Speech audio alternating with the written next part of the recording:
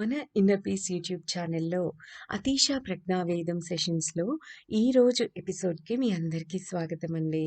మనం last few episodes నుంచి అతీష ప్రజ్ఞావేదంలో ప్రాచీన యాత్రికులం మనం అనే టాపిక్ డిస్కస్ చేసుకుంటున్నాం. అందులో అతీష మనకు అందించిన మొదటి సూత్రం గురించి మనం లాస్ట్ ఎపిసోడ్లో చాలా అద్భుతంగా మనం చెప్పుకున్నాం కదా. పరీక్షించడం, పరిశోధించడం, దీని గురించి అంతా గుర్తుంది కదా. అలాగే అతీష మనకు అందించిన రెండవ సూత్రం ఏమిటి?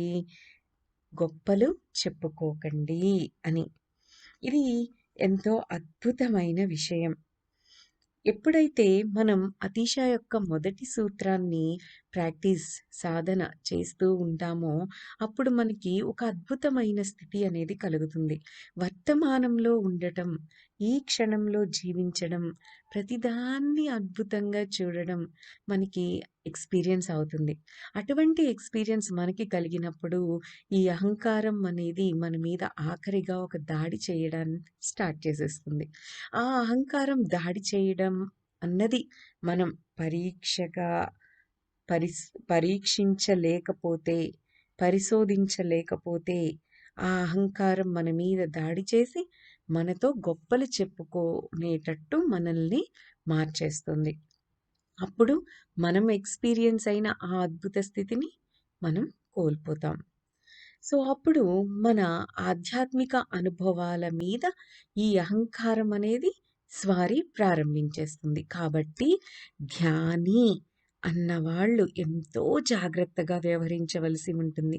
ధ్యాని కానివాడు ఎలాగైనా ప్రవర్తించవచ్చు, ఏ దారినైనా తప్పి చరించవచ్చు, అతడికి పోయేదేం ఉండదు కనుక.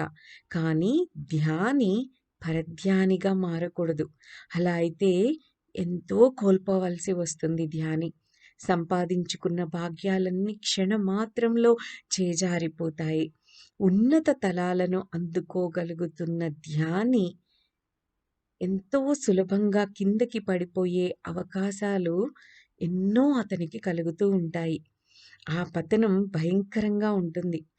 మహాత్మా గాంధీ రోడ్డు మీద నడుస్తూ ఉన్నా మనం కింద పడిపోతే ఉపద్రవం ఏది సంభవించకపోవచ్చు, కానీ ఎవరెస్ట్ శిఖరం నుంచి కింద పడే మనకు ఆ పతనం ఘోర ప్రమాదంగానే తయారవుతుంది కదా. మన ఉనికి కూడా ఉండకపోవచ్చు కదా అక్కడ. సో ధ్యాని అన్నవాడు చాలా జాగ్రత్తతో తన జీవితాన్ని సాగించాలి. ధ్యాన జగత్తులో సంచరించడం ప్రారంభిస్తున్న వాళ్ళు ఎంతో జాగ్రత్తగా ప్రవర్తించడం నేర్చుకోవాలి. ఆ ధ్యాన మార్గం ఎంతో ఇరుకుగా ఉంటుంది. ఆ మార్గపు చెరోవైపు అనంత లోతుల అగాధం ఉంటుంది. ఒక్క తప్పటడుగు పడినా మనం అగాధంలో పడిపోతాం. ఆ పతనం చాలా దుర్భరంగా ఉంటుంది. మళ్ళీ ఆ స్థితి మనకు ప్రాప్తించాలంటే అనేక సంవత్సరాలు పట్టచ్చు, కొన్ని జీవిత కాలాలైనా పట్టచ్చు. ఓ స్థితి నుంచి మనం పడిపోతే ఆ స్థితి దాకా మళ్ళీ చేరుకున్నా అక్కడ నుంచి మళ్ళీ పడిపోయే అవకాశాలే మనకి ఎక్కువగా ఉంటాయి. ఓ అలవాటుగా మనకిది పరిణమిస్తూ ఉంటుంది. సో ఓషో గమనించింది కూడా ఇదే. ఏంటి అంటే, ఓ స్థితిని అందుకున్న ధ్యానులు దారి తప్పి పడిపోయే ఆ స్థితికే మళ్ళీ చేరుకుని మళ్ళీ అధోగతి పాలవ్వడమే ఓషో గమనించారట. సో ఆ స్థితి పునరుద్ధరింపబడటానికి ఎంతో శక్తి ఖర్చవుతూ ఉంటుంది. మళ్ళీ ఆ స్థితికి చేరుకున్నప్పుడు ఆ ధ్యాని మనసు ఆ తప్పునే మళ్ళీ చేసి దారి తప్పుతుందట. సో ఆ దారి తప్పే చర్య అలా ఆలోచనారహితంగా, యాంత్రికంగా జరుగుతుంది. ఓ అలవాటుగా అది పరిణమిస్తుంది. కాబట్టి తొలి ప్రయత్నం నుంచే ఏ తప్పులను చెయ్యకుండా జాగ్రత్తగా వర్తించడం అభ్యసిస్తూ ధ్యాని ముందుకు సాగాలి అంటారు ఓషో. ఎత్తుల్లో మనమున్నప్పుడు ఆ ఎరుక మనకుంటే పతనమయ్యే అలవాటు మనలో ఏర్పడదు కదా. సో గొప్పలు చెప్పుకోకండి అని అతీష ఇక్కడ మనకి చెప్తున్నారు. ఆధ్యాత్మిక అనుభవాలను గురించి మనం ఎక్కువగా మాట్లాడకూడదు. అసలు మాట్లాడకూడదు.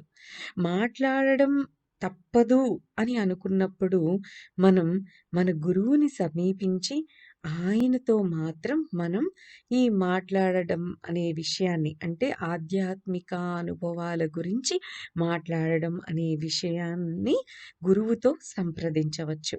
అందువల్ల ఏ ప్రమాదము కలుగదు. గురువుతో మన అనుభవాన్ని పంచుకోవడం వల్ల మనకు మేలే కలుగుతుంది. ముందుగా గురువుకు మన అనుభవాన్ని వర్ణించి చెప్పినప్పుడు ఆయన మనం సాధించింది ఘనకార్యం కానే కాదని మనకు అర్థమయ్యేలా చెప్పుతాడు.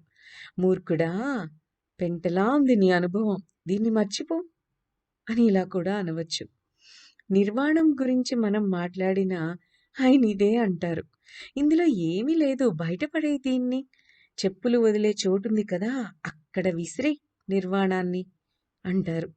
తన శిష్యులతో గురువు వ్యవహరించే పద్ధతి రహస్యాల్లో ఇదొకటి. ఆయన మన వీపుని ఎప్పుడూ తట్టడు. శభాష్, నువ్వు గొప్పవాడివి, ముక్తి సాధించావు అని ఎప్పుడూ అనడు గురువు. తరువాత ఆ గురువు ఎంత గొప్ప అనుభవాలు మనకు కలిగినా కేవలం అవన్నీ మన అనుభవాలు మాత్రమేనని మనకు అర్థమయ్యేలా చెబుతాడు. సత్యం మనం అనుభవించిన అనుభవం కాదని, అనుభవిస్తున్న వాడే సత్యమని గురువు మనకి బోధిస్తాడు. సాక్షి మీదే ఆయన దృష్టి ఉంటుంది కానీ సాక్షి వీక్షించిన అనుభవాల మీద మాత్రం కాదు. దర్శి మీదే ఆయన దృష్టి ఉంటుంది కానీ దర్శనం మీద కాదు. ఓ ధ్యానికి ఓ దివ్య జ్యోతి కనిపిస్తుంది. ఓ అంతర్జ్యోతి వీక్షణం ధ్యానికి పరమానందాన్ని అందిస్తుంది. ఆ ధ్యాని ఇక భూమి మీద నడవడు. భావరహిత స్థితి తనకు వచ్చేసినట్లు అనుకుంటాడు. భూమి ఆకర్షణ శక్తి ఇక తనపై పనిచేయదని, ఎక్కడికన్నా ఎగిరి వెళ్ళాలనుకుంటే నిరభ్యంతరంగా తాను ఎగిరిపోవచ్చునని అనుకునే స్థితికి కూడా ఆ ధ్యాని చేరుకుంటాడు.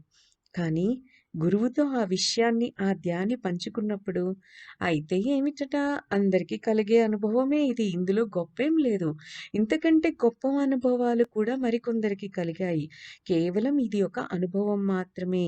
అనుభవం అంటే బయట నుంచి వస్తున్నదనే కదా అర్థం. ఆ అనుభవాన్ని గుర్తు తెచ్చుకో, ఆ అనుభవాన్ని అనుభవిస్తున్న ధ్యాన్ని గమనించు. ఆ అనుభవం నువ్వు కాదు, దానికి నువ్వు సాక్షివి మాత్రమే. నిజమే, వెలుగే ఉందక్కడ, కానీ ఆ వెలుగు నువ్వు కావు. కేవలం ఆ వెలుగు చూస్తున్న వాడివే నువ్వు. ఆ సాక్షిని గుర్తించు అని చెప్తాడు ఆ గురువు. గురువులు మన అహం మీద దెబ్బ కొట్టి కిందకి లాగి పడేయగల మహాసమర్థులు. మనం నిటారుగా నిలబడి నడిచే గురువుని సమీపించవచ్చు, కానీ గురువు మహాచాతుర్యంతో మన కాలు లాగేసి మనల్ని బోర్లా పడేలా చేస్తాడు. అంతకంటే గొప్ప అనుభవం మనకు మళ్ళీ కలిగినప్పుడు దాన్ని మనం గురువుతో పంచుకునేందుకు కూడా మనం భయపడాల్సిన స్థితిని ఆయన మనకు కల్పిస్తారు. ఎంతో ఆవశ్యకత ఉన్న చర్య అది కదా. ఆ తరువాత మూడో విషయం ఏమిటంటే, చర్చించకూడదని, ప్రదర్శింపకూడదని, అంటే చర్చింపకూడని, డిస్కస్ చేయకూడని, ప్రదర్శింపకూడని కొన్ని విషయాలున్నాయి. వాటిని గురించి మనం మాట్లాడితే, వాటిని మనం ప్రదర్శించే ప్రయత్నాలు సాగిస్తే, ఆ విషయాలను పోషించడానికి అవసరమైన శక్తి వాటిని ప్రదర్శించేందుకు దుర్వినియోగం అయిపోతుంది. ఇది మనం గుర్తుంచుకోవాలి. విత్తనాలు భూమి లోపలే దాక్కుని ఉండాలి. వెలుపలికి వాటిని మళ్ళీ మళ్ళీ తీసుకురాకూడదు కదా. ఒకసారి నాటిన విత్తనాన్ని వాటిని బయటకు తీసుకొస్తే అవి నిర్జీవం అయిపోతాయి కదా. ఆధ్యాత్మిక అనుభవాలు గొప్ప విత్తనాల వంటివి. సత్యార్థి రహస్యాలను దాచే కళలో నిష్ణాతుడు కావాలి. గురువుతో సహచర్యం చేస్తున్న శిష్యులకు అత్యంత ఆవశ్యకాలైన అంశాలివి. రహస్యాలను రక్షించాల్సిన బాధ్యత శిష్యులకుంది. ఓషో ఒక కథ విన్నారట. అదేమిటి అంటే, జీవిత పరమార్థ రహస్యాన్ని గ్రహించిన ఒక గురువు కోసం మనిషి అన్వేషణ సాగించాడు. గురువులెందరినో ఆశ్రయించి ఆ మనిషి తన ప్రయత్నాల్లో ఫెయిల్ అయిపోయాడు. లాస్ట్‌కి అతి దూరంలోనే ఓ ఎడారిలో ఓ ఆత్మజ్ఞాని అయిన వయోవృద్ధుడు ఉన్నాడని, కానీ ఆయన వద్ద నుంచి బోధనను స్వీకరించడం దుస్సాధ్యమని, ఆయన శిష్యుల్ని స్వీకరించడని తెలుసుకున్నాడు. ఎలాగైనా ఆయన వద్ద శిష్యరికం సంపాదించాలని ఆ మనిషి పంతం పట్టాడు. తన ఆస్తినంతా తెగనమ్మేసి ఎడారికి పయనమయ్యాడు. అక్కడికి వెళ్ళడానికి అతడికి 3 సంవత్సరాలు పట్టింది.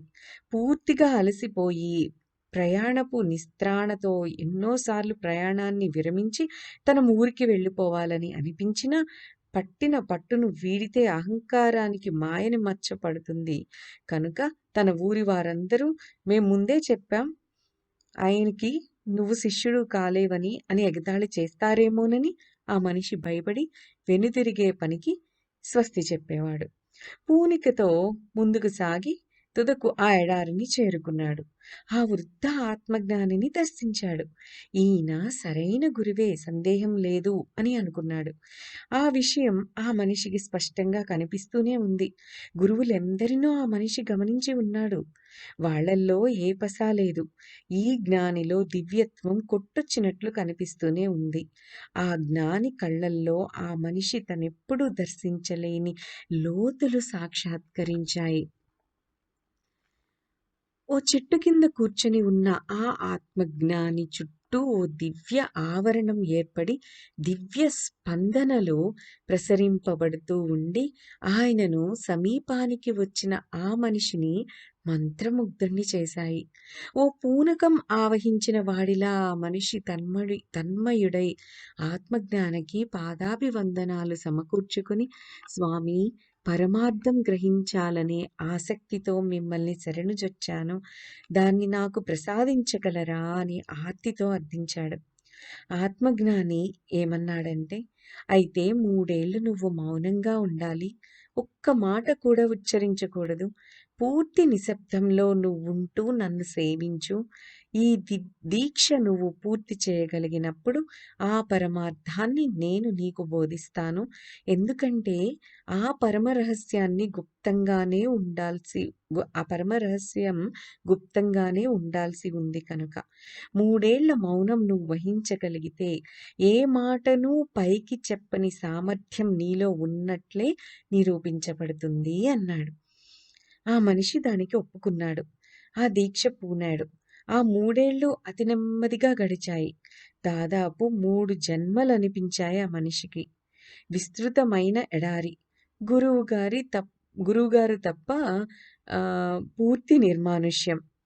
పూర్తి నిశ్శబ్దం. ఎడారి నిశ్శబ్దం. వయోవృద్ధుడి నిశ్శబ్దం. 3 ఏళ్ల సుదీర్ఘ సమయం. ఎన్నో సంవత్సరాలు దొర్లిపోయినంత నిరీక్షణం. చివరికి 3 ఏళ్ళూ గడిచిపోయాయి. ఆ మనిషి నోరు తెరిచి, "స్వామీ, 3 ఏళ్ళు పూర్తయ్యాయి. జీవిత పరమార్థాన్ని బోధించండి" అని అడిగాడు. "ఈ రహస్యాన్ని వేరెవ్వరికీ చెప్పనని నువ్వు మాటివ్వాలి. ఎప్పటికీ చెప్పకూడదు. మాట తప్పకూడదు. ప్రతిజ్ఞ చెయ్యి" అన్నాడు ఆత్మజ్ఞాని. ఆ మనిషి, "సరే, ఇదే నా ప్రతిజ్ఞ. మీ మీద ఆన, పరమాత్ముడి మీద ఆన, నా హృదయపూర్వకంగా ఇస్తున్న మాట. ఈ రహస్యాన్ని నేనెవ్వరికీ వెల్లడించను" అని అంటాడు. ఆ జ్ఞానవృద్ధుడు నవ్వడం స్టార్ట్ చేస్తాడు. అలా స్టార్ట్ చేసి ఏమంటారంటే, "మంచిది. ఓ రహస్యాన్ని జీవితాంతము దాచగలిగిన సామర్థ్యం నీకుంటే నాకుండదా? ఈ రహస్యాన్ని ఎవ్వరికీ చెప్పనని నేను మా గురువుగారికి మాటిచ్చాను. ఈ రహస్యాన్ని నేను ఎవ్వరికీ చెప్పలేను. కానీ నీకో విషయం మాత్రం చెప్తాను" అని కాస్త ఆగి ఏమన్నారంటే, "మా గురువు నన్నిలాగే పరీక్షించాడు. 3 ఏళ్ల మౌనంలో, నిశ్శబ్దంలో నేనున్నాను. ఆ 3 ఏళ్ళు నీకెలా గడిచాయో అలాగే నాకు గడిచాయి. ఆ 3 ఏళ్ల మౌనము పూర్తయ్యాక అంతకాలం నేను మౌనంగా ఉండగలిగినందుకు నేను పరమానంద భరితుడినయ్యాను. సరిగ్గా నీలాగే నాకు జరిగింది. పరమార్థాన్ని బోధించమని నేను మా గురువుగారిని ప్రార్థించాను. ఈ రహస్యాన్ని ఎవ్వరికీ చెప్పనని ప్రతిజ్ఞ చెయ్యి, తరువాత చెబుతానన్నారు. నేను ప్రతిజ్ఞ చేశాను. మా గురువుగారు కూడా ఇందాక నేను నవ్వినట్లే నవ్వి, "ఓ రహస్యాన్ని జీవితాంతమూ దాచగలిగిన సామర్థ్యం నీకుంటే నాకుండదా" అని అన్నారు. కాబట్టి వాస్తవంలో ఏ రహస్యమూ లేదు. రహస్యమంతా దాన్ని దాచిపెట్టి ఉండడంలోనే ఉంది. అందులో రహస్యం ప్రసక్తే లేదు. కానీ ఇదే పలు మార్లు రిపీట్ అవుతూ ఉన్నదని నాకర్థమైంది. మా గురువుగారికి, ఆయన గురువుగారికి, ఆయన గురువుగారికి ఇవే ఇలాగే జరిగి ఉంటాయి. ఏ రహస్యమూ లేదనే నేననుకుంటున్నాను. కానీ దాన్ని దాచి గల్ ఉంచగలిగినందువల్ల నేనెంతో నేర్చుకోగలిగాను అన్నాడు ఆ ఆత్మజ్ఞాని. విషయం బోధపడింది కదా! ఓ రహస్యాన్ని మనం మనలో ఉంచుకోగలిగితే, దాచాల్సినంత ఆవశ్యకత ఆ రహస్యానికి ఉన్నా లేకున్నా సరే, అది రహస్యమైనా కాకపోయినా సరే అది ముఖ్యం కాదు. ఆ రహస్యాన్ని మనలో ఉంచుకోగలగాలి. అదే ముఖ్యం. ఓ రహస్యం నిజంగా ఉన్నా లేకున్నా అది ముఖ్యమైంది కాదు. మన గురువు మన చెవిలో మెల్లగా 2, 2 కలిపితే 4 అవుతుంది. ఈ విషయాన్ని రహస్యంగా ఉంచు అని చెప్పారనుకోండి. ఆ మాట ఒక్కటే చాలు. అదేమిటన్నది కాదు ప్రశ్న. ప్రశ్న ఏమిటంటే ఓ విషయాన్ని నీలోనే దాచుకోవాలా అని. ఈ మధ్యే ఓ రాత్రిపూట రాధతో ఓ విషయాన్ని రహస్యంగా ఉంచు అని ఓషో అన్నారట. అంటే ఈ పుస్తకం రాస్తున్న సమయంలో. ఏ రహస్యాన్ని ఆమెకు ఓషో చెప్పలేదు. కానీ ఆమె సరే అనేసిందట. దీన్ని రహస్యంగానే ఉంచుతాను అని వాగ్దానం చేసింది.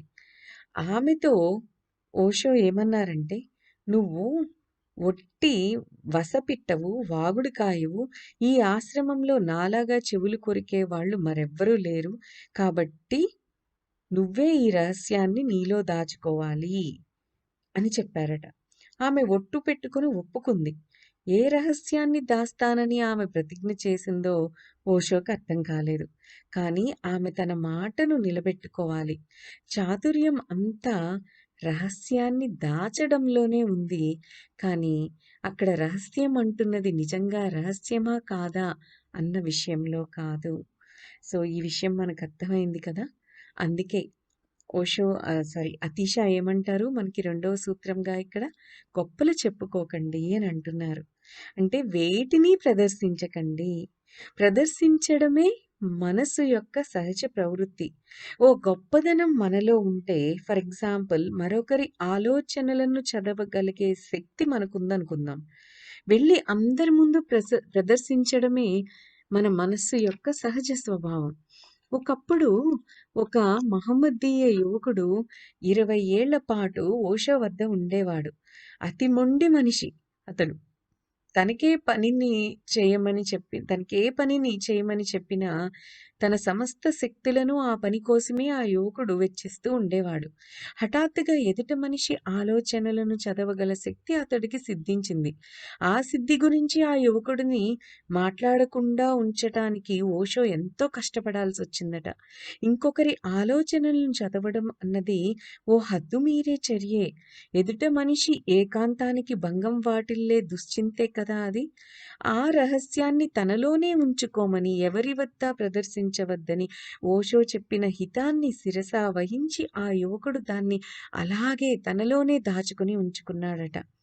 ఆ రహస్యాన్ని తనలోనే దాచుకున్నందువల్ల ఎవరి ముందు ప్రదర్శించకుండా ఊరుకోవడం వల్ల ఆ శక్తిలో నుంచి మరో శక్తి ఆ యువకుడికి సిద్ధించిందట. మనకు తెలియకుండా మన మనస్సులోకి తన ఓ ఆలోచన ప్రవేశపెట్టే శక్తి అది. మన మనస్సులోకి ఏ ఆలోచనను పంపించాలని ఆ యువకుడు తలుస్తాడో ఆ ఆలోచనలకు తగ్గ కార్యాచరణను మనం వెంటనే ప్రారంభించేస్తామట. అటువంటి శక్తి వచ్చింది అతనికి ఆ రహస్యాన్ని దాయడం వల్ల. ఆలోచనలను ప్రసారం చేసే నిస్తంత్రీ యంత్రంలా ఆ యువకుడు తయారయ్యాడట. ఆ శక్తి తనకు సిద్ధించిందని ఆ యువకుడు యాదృచ్ఛికంగా తెలుసుకోగలిగాడు. ఓ పని మీద మరో ఊరికి ఓషో అతన్ని వెళ్ళమన్నారు. బస్సులో పయనిస్తూ ఉన్నాడతను. ఉన్నట్లుండి ఓ ఆలోచన అతడికి కలిగింది. మరొకరి ఆలోచనలను గ్రహించగలిగి ఉన్న నాకు నా ఆలోచనలను మరొకరి మనసులోకి చొప్పించడం సాధ్యపడదా అని. అట్లాంటివేవీ చెయ్యొద్దని ఓషో అతనికి చెప్పి ఉండడం వల్ల ఆ యువకుడు ఆ ఆలోచనను ఆచరణలో పెట్టే ప్రయత్నాన్ని చేశాడు. బస్సులో తన ముందు వరుసలో కూర్చున్న ఓ మనిషిని తన ప్రయోగానికి ఎంచుకున్నాడు. "క్రింద పడిపో." వెంటనే ఆ మనిషి కింద పడిపోయాడు. మహమ్మదీయ యువకుడు కూడా దాన్ని దాచి అదిరిపడ్డాడు. ముందున్న మనిషి కిందకు పడడం యాదృచ్ఛికంగా జరిగిందేమోనని అనుమానపడ్డాడు కూడా. ఆ మనిషి తనకు తానే పడి ఉండవచ్చు కదా అనిపించింది అతడికి. కాబట్టి మళ్ళీ ఇంకోసారి మరో మనిషి మీద ఈ ఆలోచనని ప్రయోగించి చూద్దాం అనుకున్నాడు. రెండోసారి కూడా ఇదివరకులాగానే "క్రింద పడిపో" అని ఒక యువకుడిని చూస్తూ అన్నాడు.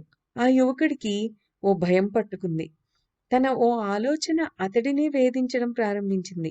ఈ బస్సు మొత్తాన్ని లోయలోకి పడిపోనిద్దామా? డ్రైవర్‌ని బతిమాలి వెంటనే ఆ యువకుడు బస్సు దిగేశాడు. ఆ ప్రశ్న అతనిలో ఉదయించిన మరుక్షణం తన ప్రయాణాన్ని మధ్యలోనే ఆపేసుకోవాల్సి వచ్చింది. ఆ యువకుడు అప్పుడు ఓషో దగ్గరికి తిరిగొచ్చి జరిగిందంతా చెప్పాడు. "ఇదెంతో భయంకరమైన విద్య. ఇద్దరి మీద దీన్ని ప్రయోగించి చూశాను. నేను అనుకున్నట్లే 2 సార్లు జరిగాయి. అప్పుడు నాకనిపించింది దీన్ని మొత్తం బస్సు మీద ప్రయోగించి చూస్తే ఎలా ఉంటుంది అని ఆ యువకుడు ఓషోతో అన్నాడు. ధ్యాన జగత్తులోకి మనం ప్రవేశిస్తే ఇట్లాంటి చిన్న చిన్న అనుభవాలన్నీ మనకు ప్రాప్తించడం అనేది ప్రారంభమవుతుంది. వాటి నుంచి తప్పుకోండి.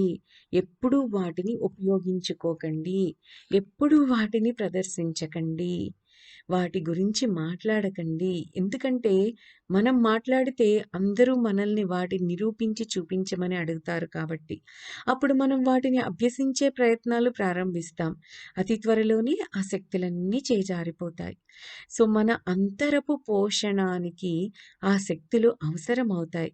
ఏదైనా మనలో జన్మించి అభివృద్ధి చెందుతున్నప్పుడు యావశక్తి ఎరువుగా దానికి అంది తీరాలి.